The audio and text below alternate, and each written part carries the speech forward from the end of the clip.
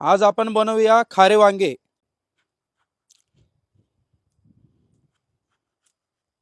अशा पद्धतीने वांगे कट करून घेऊ।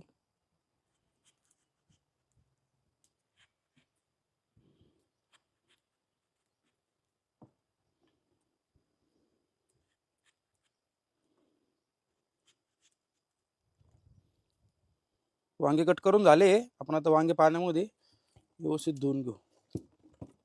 पाण्यातच भिजत ठेवू आपण 5 ते 10 मिनिटं। आपण आता शेंगदाणे भाजून घेऊ। व्यवस्थित खरपूस भाजून घ्यायचे आपल्याला शेंगदाणे।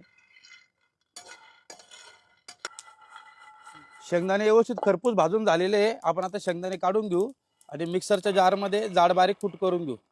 आपण आता खोबरं भाजून घेऊ। थोडंसं तेल आले, खोबरं काढून घेऊ आपण। आपण आता हिरवी मिरची भाजून घेऊ। अद्रक आहे, लसूण आहे, जिरे, कोथिंबीर। हिरवी मिरची, अद्रक, लसूण, कोथिंबीर व्यवस्थित फ्राय झालेले आहे याच्यामध्ये तव्यामध्ये। आपण आता ते काढून घेऊ। मिक्सर जारमध्ये याची बारीक पेस्ट बनवून घेऊ। आपण वांग्यांमध्ये भरण्यासाठी मसाला तयार करून घेऊ। इथे मी शेंगदाणे घेतले होते भाजून, त्याचे जाड बारीक पेस्ट केलेली आहे। अद्रक, लसूण, हिरवी मिरची यांचं वाटण आहे।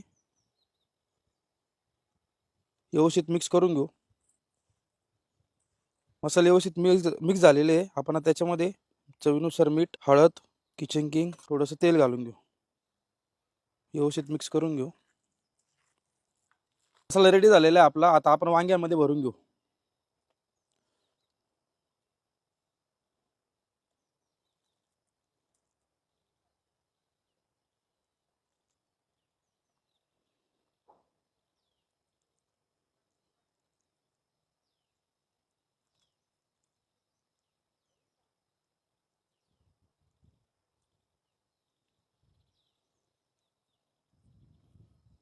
अशा पद्धतीने सर्व वांग्यांमध्ये आपण मसाले भरून घेऊ।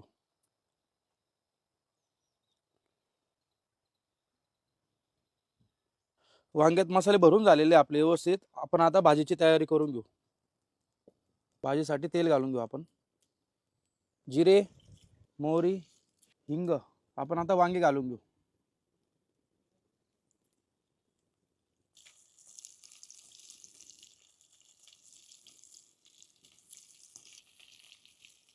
वांगी घालून झाले। आपण आता त्यामध्ये मसाला घालून घेऊ। आपण आता झाकण लावून 7 ते 8 मिनिटं असे वाफेवर वांगे शिजून घेऊ। आपण वाफेवर पाणी गरम करून घेऊ। पाणी बघा कसं वाफेवर उकळलेलं आहे। आपण आता वांग्यामध्ये पाणी घालून घेऊ।